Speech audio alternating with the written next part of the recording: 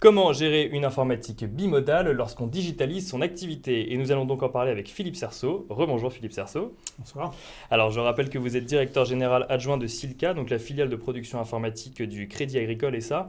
Et c'est vrai qu'on parle souvent dans cette émission de virage digital, mais les entreprises n'ont pas attendu la numérisation ou l'économie numérique pour se digitaliser. Il y a déjà une organisation en place en fait dans les entreprises.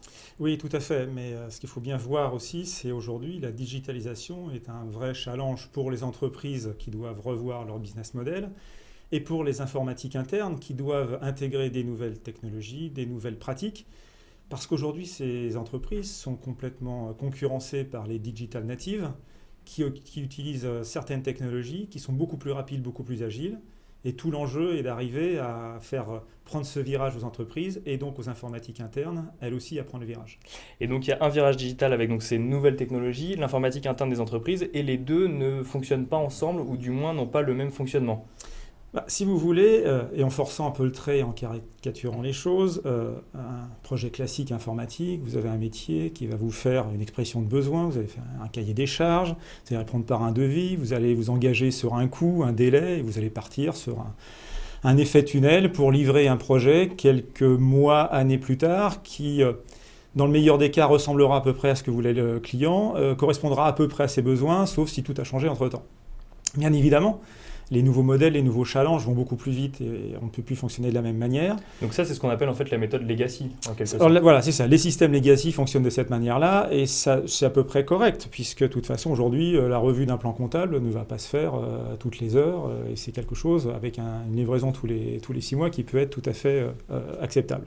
En Donc revanche, les nouveaux business ne peuvent se satisfaire de ce type de fonctionnement. Alors après, c'est comment répondre à ça. Très clairement, on est sur des modes de fonctionnement complètement différents. Et l'enjeu pour la DSI, c'est de s'adapter à ça, parce que si elle ne le fait pas, le métier le fera sans elle. Et très clairement, il faut arriver à créer des espèces de start-up internes de façon à pouvoir travailler sur des nouvelles technologies, avec des nouveaux profils et de nouvelles manières avec les métiers demandeurs. Donc si je comprends bien, il y a deux approches différentes pour deux informatiques différents. Est-ce que ça veut dire qu'il y a deux équipes différentes? Probablement oui. Je pense que tout l'enjeu réside dans le fait que le DSI voit dans ces capacités-là une réelle possibilité de positionnement au plus près de ses métiers. Par contre, il doit de fonctionner différemment dans différents cas. Il doit avoir une vision très très claire de quel pan du SI va être traité dans un modèle et dans un autre, avoir une gouvernance assez forte sur le sujet pour après réellement accepter des modes de fonctionnement et des technologies différentes. Et est-ce qu'on peut former des salariés issus d'un informatique traditionnel à ces nouvelles technologies et donc à ce nouveau fonctionnement? Parce qu'on passe en fait d'un fonctionnement, vous le disiez, de cahier des charges, temps de réalisation, livraison, à une méthode agile où on réalise, on lance le produit, puis on a des retours et on fonctionne par itération. Alors, il faut voir plusieurs cas de figure. Dans ces cas-là, bien sûr que tout le monde peut arriver à être formé, mais je pense qu'il y a d'un côté une formation technique ou technologique qui ne se fait pas de façon immédiate. Et très clairement, il y a pénurie sur le marché pour un certain nombre de ces technologies. Et donc, c'est un vrai sujet. Il y a un deuxième aspect qui est une vraie tournure d'esprit. Et là, je dirais, c'est plus effectivement dans les gènes ou avec un peu de pratique. Et il n'y a pas de limite d'âge pour ces sujets-là. Le changement culturel est aussi au niveau du métier demandeur. C'est-à-dire qu'on est vraiment sur un mode de fonctionnement en co-construction avec les métiers, où on ne va pas s'engager sur un prix, mais plutôt sur une enveloppe que l'on met sur la table, et en se disant, voilà, on est d'accord pour faire une expérimentation pour telle somme, on va avancer, et puis après on ajustera en fonction de ce qu'on a réussi à faire, et des expérimentations itératives. C'est aussi une révolution pour les métiers eux-mêmes, qui de fait doivent jouer le jeu. Ils ne doivent pas demander à la DSI de s'engager sur le pic au détail, le pic au euro, pour avoir quelque chose. On est réellement en co-construction, avec des équipes, excusez-moi, en mode plateau et pluridisciplinaire. C'est ça, parce qu'avant, la DSI était le garant un peu de l'informatique et de tout ce qui se passait au niveau informatique dans l'entreprise. Aujourd'hui, les métiers eux-mêmes sont concernés par des évolutions technologiques. Leur métier évolue avec le numérique. Comment le DSI de 2016 se place vis-à-vis de cette évolution? Tout l'enjeu est d'arriver à se placer au plus près des métiers et de prendre ce virage. C'est un enjeu pour l'entreprise aussi, parce qu'on pourrait très bien dire dans un premier temps, si la DSI ne suit pas le rythme, il suffit de le faire à l'extérieur avec des sociétés spécialisées, voire en achetant des services directement disponibles maintenant sur le cloud. Le problème est qu'à un moment donné, il va falloir faire discuter ça sur le legacy. Je vais prendre un exemple. Une société de téléphonie qui peut vouloir sortir une offre ponctuelle pour la fin de l'année, pour la Saint-Valentin, pour que ça discute entre deux téléphones de façon gratuite, c'est peut-être très bien. On peut très bien sortir très rapidement l'offre sur Internet. Mais après, l'enjeu de la facturation doit bien, elle, résider sur le legacy. Il va bien falloir que ça discute à un moment donné. L'enjeu pour le DSI, c'est d'arriver à se positionner au plus près des métiers pour pouvoir suivre ce rythme au niveau du business et d'assurer la vue de bout en bout après avec le legacy. Si ça se fait de façon disjointe, la première phase qui est la mise sur le marché, le time to market, va tout à fait répondre aux besoins du métier, mais après on retombe dans les travers qui est de dire mais comment on fait discuter ça avec nos systèmes existants. C'est un réel enjeu pour le DSI qui de toute façon, s'il ne suit pas le rythme, se fera bypasser et l'IT existante ira petit à petit mourir à petit feu. À côté de ça, c'est un vrai enjeu pour l'entreprise de ne pas céder aux sirènes de la victoire rapide, parce que sinon, elle risque fort d'avoir des problèmes demain. C'était la question que j'allais vous poser, c'était quelle était l'évolution possible, parce qu'une étude donc, de Gartner montre que 37% de l'informatique mondiale ne relève plus aujourd'hui de la DSI. Est-ce que demain, ce sera plus et la DSI sera une fonction parmi tous les différents métiers, ou est-ce qu'on aura encore cette fonction centralisée dans l'entreprise ? Je dirais que tout l'enjeu est pour le DSI qui doit se positionner non pas en situation défensive, dans le sens en dehors de mes murs, point de salut, mais plutôt en espèce de broker de services et de partenaire des métiers, et d'avoir les différentes catégorisations de typologies de services complètement achetées à l'extérieur, en mode cloud, en mode agile interne ou en mode legacy, et d'assurer, lui, la vie de bout en bout. Je pense que c'est réellement le challenge actuel. Quant à dire, effectivement, si dans quelques années, on sera à tel pourcent ou pas, je pense que voilà, ça veut dire aujourd'hui 37%, c'est-à-dire plus d'un tiers des entreprises, à la limite, n'ont pas un DSI qui se positionne au bon niveau. Cette informatique bimodale, donc avec le côté legacy et le côté agile, c'est une transition vers du 100% agile ou c'est une avancée main dans la main ? Non, je pense que réellement, on ne transformera pas des millions et des millions de lignes de code, des systèmes informatiques datant de plusieurs dizaines d'années en mode agile et sur les nouvelles technologies. Ça serait, je pense, illusoire et deux, sûrement inutile. Certains projets se satisfont tout à fait d'un cycle de développement en V. Le vrai challenge est vraiment d'avoir une cohabitation, probablement des migrations à la marge au fur et à mesure des réécritures. Le vrai sujet est d'arriver à faire évoluer ces systèmes legacy vers des microservices et des interfaces qui pourront discuter au bon rythme avec les systèmes qui, eux, seront développés plutôt pour des besoins de front office vis-à-vis des métiers, de façon extrêmement rapide. Alors, un des grands enjeux des entreprises, c'est évidemment la sécurité. Et j'imagine que chez Sylca, donc la filiale de Crédit Agricole SA, vous devez être au fait de ces choses. Il y a des évolutions qui sont communes à tous les secteurs d'activité. C'est le cloud ou le big data qui relève d'une méthode plutôt agile. Comment est-ce qu'on assure la sécurité des données quand on a une informatique bimodale ?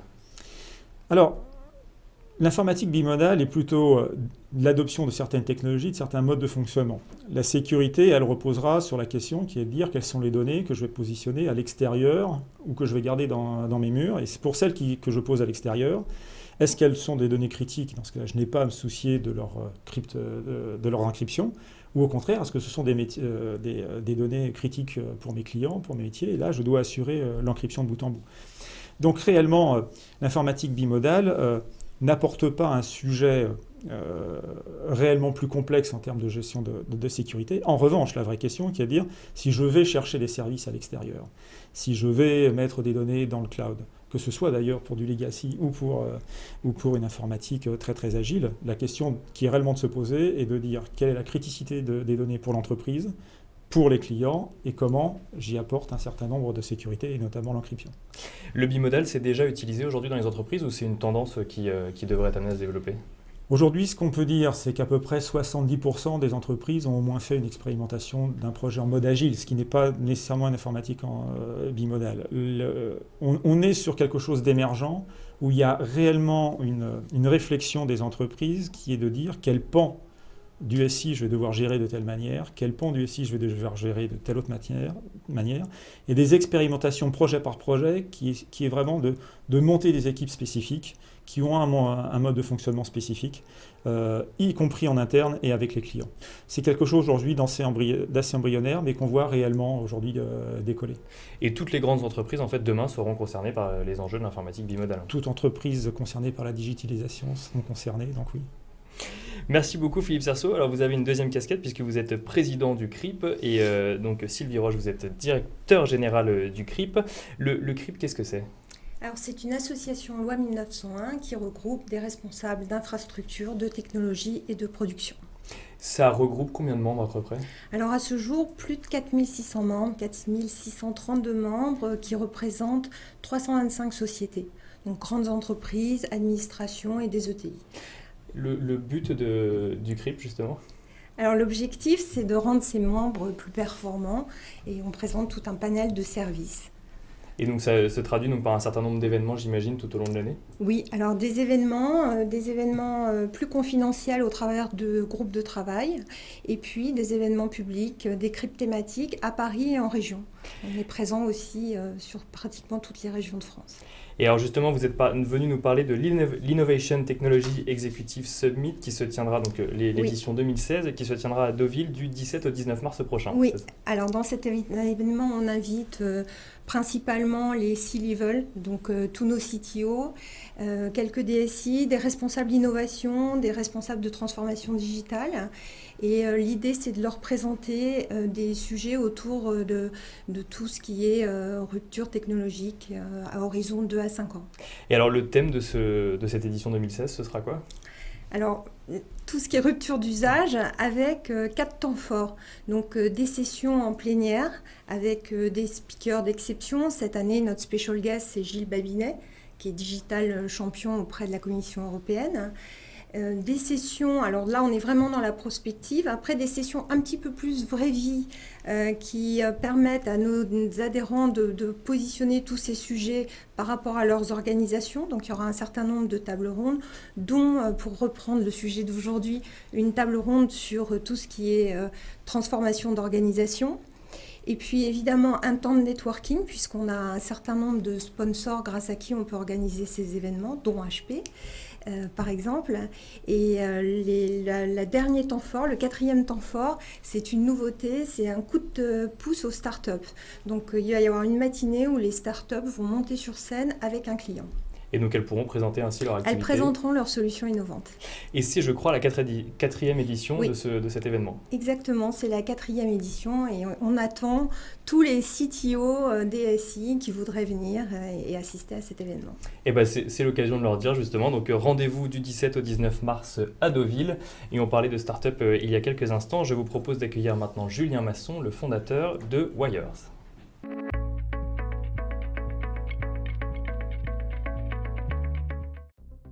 Demain appartient aux plus rapides.